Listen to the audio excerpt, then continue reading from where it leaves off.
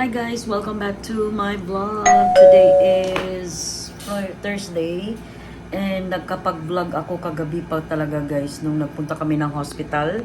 Nung dinala namin si Papay sa hospital guys. Ang kaso lang, ang tagal talaga nilang maka-assist sa amin guys kasi hindi kasi ganun ka-severe yung iniindang sakit ni Papay kasi nagsusuka siya and masakit yung ulo compared dun sa mga may sakit doon na dengue. So, lumating kami doon around 10:30 or something like that, and then we went home guys. Umalis kami around 1 o'clock na, almost 2. So, imagine niyo yan. Nakaupo lang si Papay all throughout those times. So, wala talagang nag-assist sa kanya.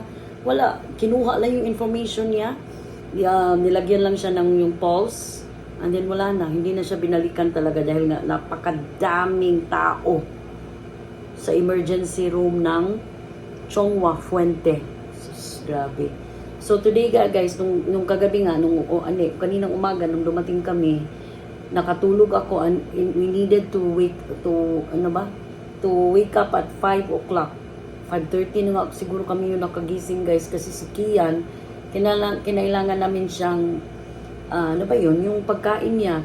So since dito natulog sina Kenpai, sila na lang yung naghatid ng bata and binilhan na lang nila ng rice kasi hindi kami nakapagsaing kaninang umaga talaga as in. And then mga around 8 o'clock guys, dumating naman yung in-laws ko. In fact, andun pa sa baba si Mamili, naghintay siya kay Daddy Joe. Nagparehistro kasi sa Daddy Joe dito sa kakilala namin na nagre-register ng mga sasakyan. Mas mura kasi siya guys. So Daddy Joe decided na dito na lang gawin yung registration ng car niya sa Talisay. So pabalik na daw sila, nag-message sa akin yung taong yon na pabalik na sila ni Daddy Joe.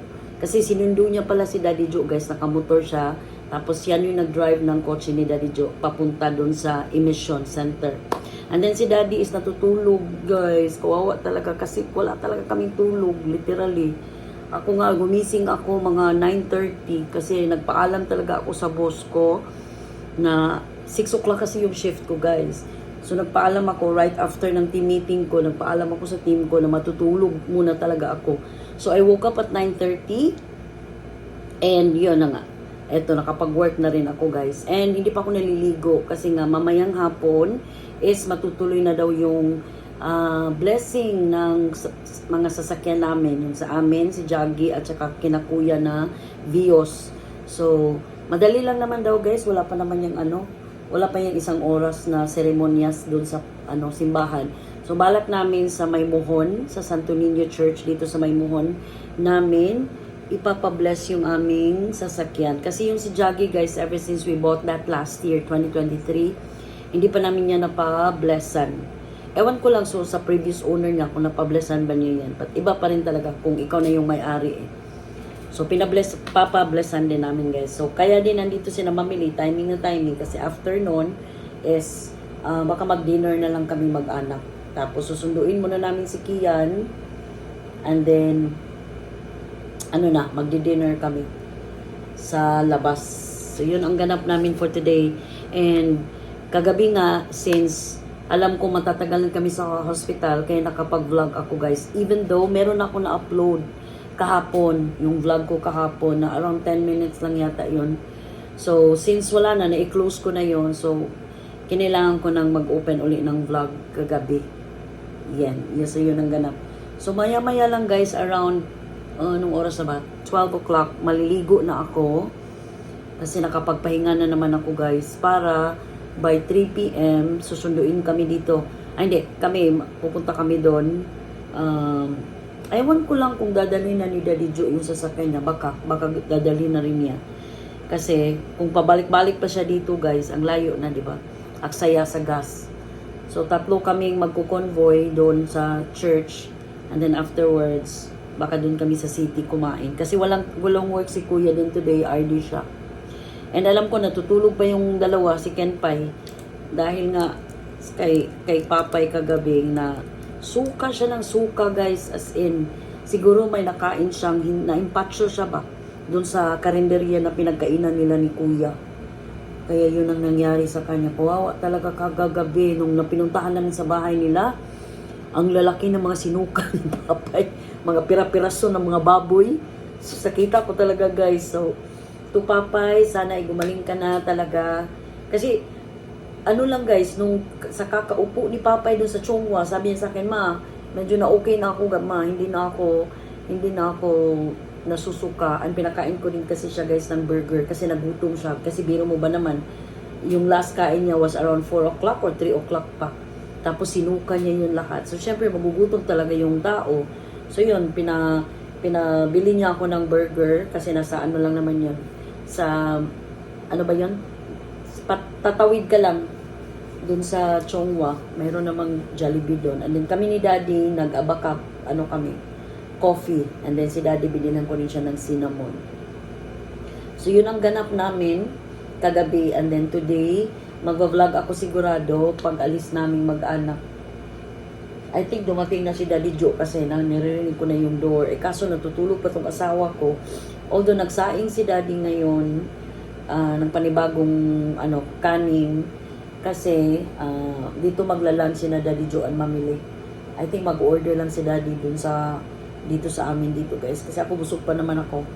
So yun ang ganap. And may dala pala si Daddy mamili ng mga pomelo. Hindi, pomelo ba yun guys? Yung buongon sa Bisaya. May dala siyang buongon, bibigyan ko si na Papay. And may dala din siyang mga delicacies galing sa Jensan, galing dun sa mag-asawang nag-invite sa amin kamakailan sa Tom Yum. So sina Samsam and Bobong. So dinalan din kami ni Mami ng mga pasalubong nila sa kanila. And then may mga dilata din na galing din sa States na hindi yata kami nabigyan dati ni Mami. So dinala din yung corned beef, mga tuna. Pero dalawa lang naman yun guys. So yun muna guys ang aking update for today.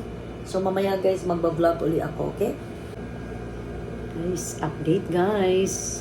Nakaligo na ako and sina Daddy Joe and Mamili andun sa baba. Nagpapahinga lang. So inon ko yung aircon sa sala para malamigan sila doon kasi mainit sa labas. And so si Daddy natutulog pa rin, pati si Kuya doon sa kanila. So kami lang ni Papa yung nagchat-chat. Sabi ko by 3 or before 3 susunduin nila si Daddy Joe dito para isasakay sila sa kotse ni na Kuya. And then kami sasakay kami sa aming jaggy papuntang simbahan.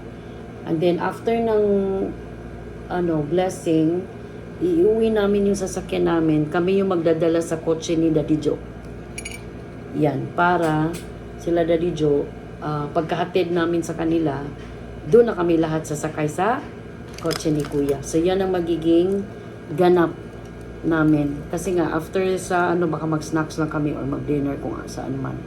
Kaya nakadress lang ako, guys, ng cotton on.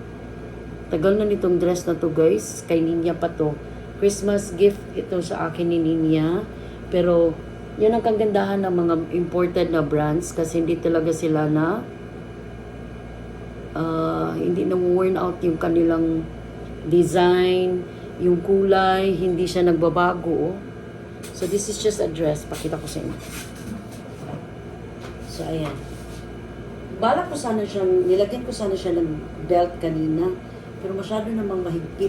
So, parang ganyan lang. Parang maternity dress lang siya. And then, yan lang kahaba.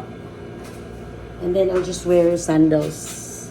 Siguro magwa-white sandals ako, guys. And then, ngayon, kinocurl ko sinusuklay ko yung aking false lashes. Kasi malapit na talaga siyang magtanggalan. And to think malapit na itong mag 1 month. Pero magpaparetouch ako nito guys siguro by next week. So in 2 hours guys, mag-a-out na ako dito sa work ko. Hindi naman masyadong busy today. Tomorrow, last day of work for the week. Gusto ko na talaga to siyang tanggalin. Humihiwalay na siya dito sa aking ibang pilok. Pero ibang pilik mata. Pero I don't wanna force it kasi baka masali niya yung original ko na ano ba, pilik mata. Ayan o. Kunting-kunti na lang talaga to. Isang kembot na lang. Ano ba yan? Oh, ayan na. Bahala na yan. Then, tapos na rin ako magkilay. And then, balak kong lipi. Mamaya is baka ito. Itong aking red carpet. Tinan ko lang. Hindi ko alam guys. Meron pa pala akong ganitong kulay oh. Ito yung lipstick na or lippy na galing sa Canada. Binigay sa akin ng kapitbahay namin. Yung anak niya nasa Canada na kasi. Hindi pa siya ubos. And magkasing kulay lang sila nito guys actually ng EB. Pero tingnan ko lang kung ano yung dito ang gagamitin ko mamaya. Magtututbrush pa kasi ako. So yan lang muna ang ganap ko guys. And I'll be right back. Guys, update. Nakatulog ako guys. Ay, sus, ginoo ko. When I woke up, it's already 2:30 guys. Alas 3 kami out. So ayan, pa-out na nga kami, 2:54 na. And nagpalit ako ng damit. Kasi parang ayoko mag-dress. So ito guys, ito yung blouse na binigay ni Papay. Kasyang-kasya kasi sa akin. Pakita ko sa inyo. Ayan oh. Oh. Tapos, nag-shorts lang ako niyan. Ayan, shorts. Bagay naman. So, update dun sa simbahan guys. Dalawa yung tinawagan ni Papay. Isa sa Mohon nga, isa sa Poblasyon. Ang sa Poblasyon guys, 5:30 pa sila pwede tumanggap ng mga blessings, ng pa-blessing request ng mga sasakyan. Sa Mohon, papatawagin daw uli si Papay ngayong alas 3 kung mas maaga ba yung sa kanila. So, naghihintay na lang kami actually guys sa mga update ni na Papay kung ano man yon. And yung buhok ko is natulugan ko na guys, basa pa pala. Pero ayan, okay naman siya. So, hindi na lang ako hindi ko na to ibaban. Ganito lang siya. Good luck na lang sa init mamaya kasi mainit yung panahon. Tapos naka 3/4 tayo. Para maiba naman guys. Kasi after naman nito, baka kumain kami sa labas. Yes, definitely. Ni na kuya. So, yun ang magiging ganap namin for today's video. So, baka, ano ba yung tawag yan? Uy, hindi ko to isa-separate vlog. Pero kung masyado na siyang mahaba, guys, I will. Okay? So, I'll update you mamaya pagkatapos, pagdating na ni na Papay dito. Guys, so, palabas na kami. Andito na si na kuya, and then susunduin namin lahat si Kian kasi magpapagaso din kami kay Jaggy guys kasi naubos yung gaso namin.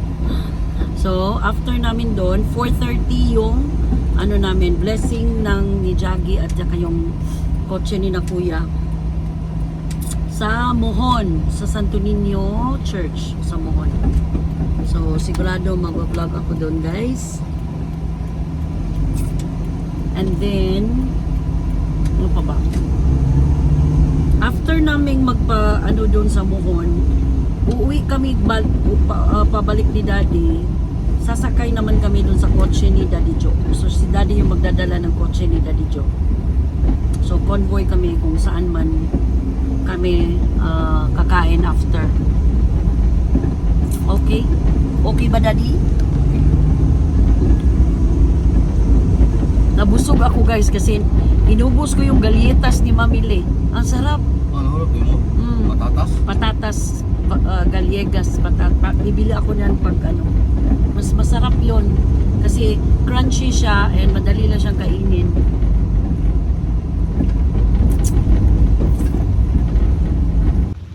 Guys, we're here na sa Mohon, Santo Niño Church.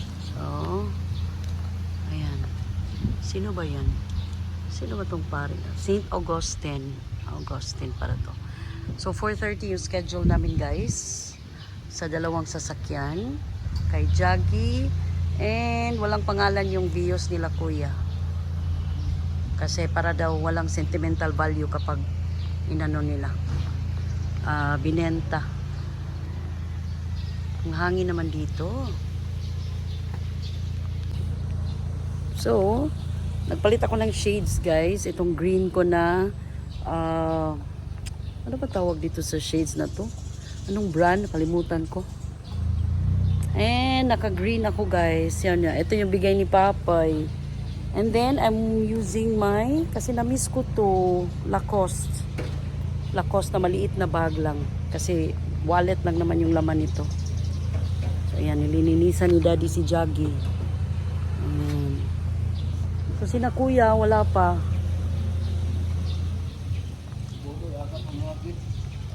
Ewan namin kung saan sila dumaan. Abog. Abog, abog. Woo! Busog na ako, salamat. Sarap naman dito. Sarap ng hangin, sariwa. Preskong hangin. And also, ang shoes na gamit ko ay ito. Bigay sa akin ng ate ko from Thailand. Kalimutan ko talaga, always ko talaga mga nakakalimutan ng pangalan, ang brand ng shades na to. Faro? Farawa? Basta ilalagay ko lang dyan guys kapag naalala ko, kapag nag-ano na ako, nag-edit. So wala akong utang na vlog guys, lahat na upload ko na. Including yung kagabi, in-upload ko siya kaninang umaga. And then, ito naman, bukas ko na lang to i-upload. Kasi medyo mahaba-haba na rin to. So, how do you feel na blessingan ng imong ka? Fulfill kasi ko Jaggy. Jaggy. Congrats, Jaggy Daan. Because he will be blessed today, after a year with us. Year and a month. A month, no? Okay, we got Blessing sa mo sir? we got this June 8. Mausa na mo Blessing sa mo. Init guys, ang init. Ang init na naka-3-4 ako. Ayan na sina kuya. Yan yung kotse ni na kuya Kenpai. So yung pare asan dito pa, nagbe-bless pa siya ng birthday celebrant. And then 4:30 itong dalawang kotse naman. Ang tsaka baka ito din kotse ng nag-birthday dito sa loob. So kasama si na Mamili and Daddy Joe. Kanina pa taon sila sa morning sa bahay guys. Dito doon na sila nag-lunch. And yung aking anak. So ito na si Father. Siya yung magbe-bless ng aming mga sasakyan. Ayan guys, today is a memorable day for all of us. Sayang lang talaga wala yung isang anak ko.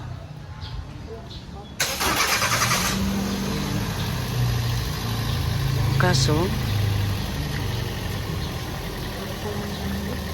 let's light the candle.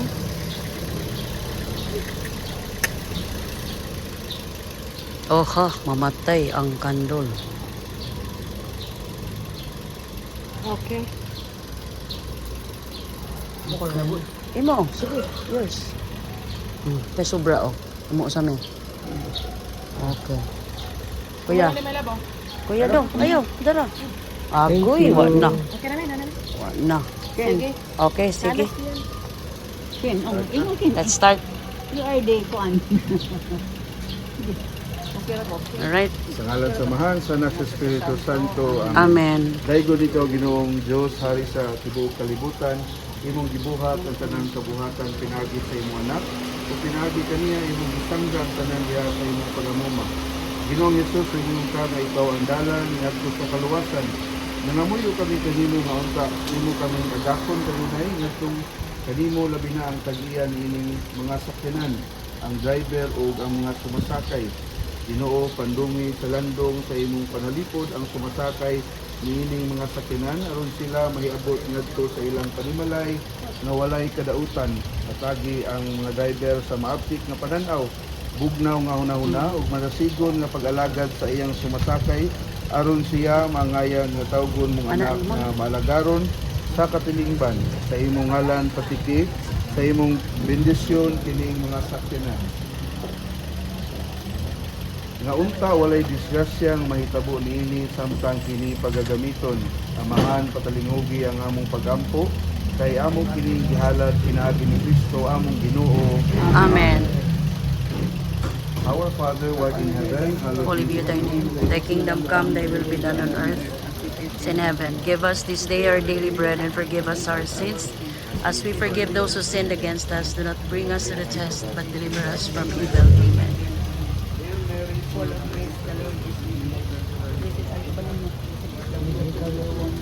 Holy Mary, Mother of God, pray for us sinners now and at the hour of our death. Amen.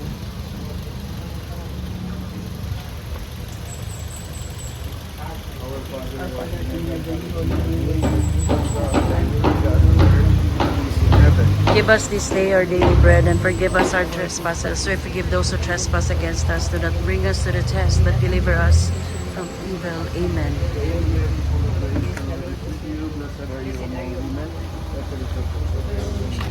Holy Mary, Mother of God, pray for us sinners now and at the hour of our death. Amen. Glory to the Father, and to the Son, and to the Holy Spirit. As it was in the beginning, is now, and ever shall be, world without end. Amen.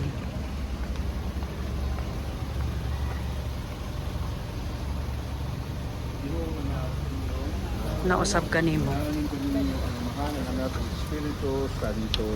Amen. God bless. Oh, sige, sige. Five. Oh.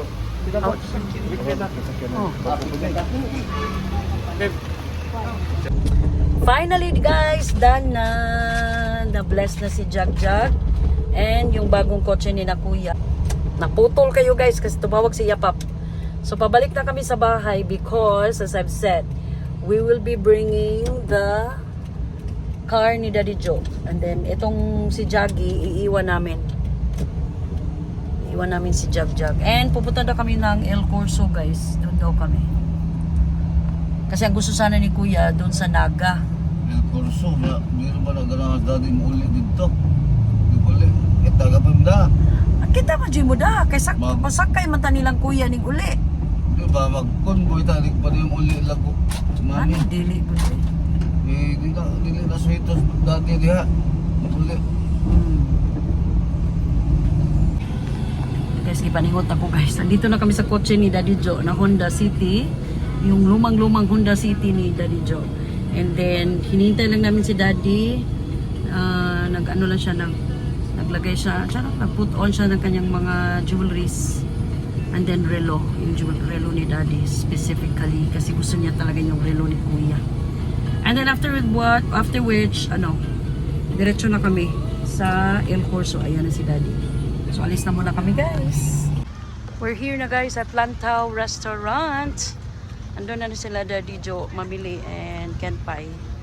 So, kami ni Daddy, and Kian dito. Dito.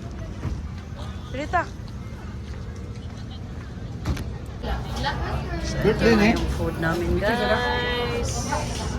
Picture. Kian. Kian. Wah, dati. Oh, wow, nagkuhan si Daddy Joe. Ready, 1, 2.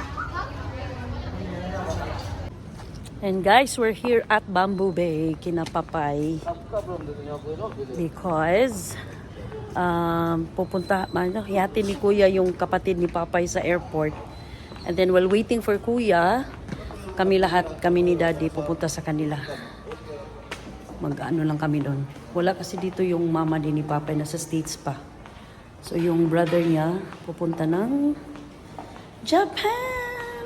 So akit na kami guys.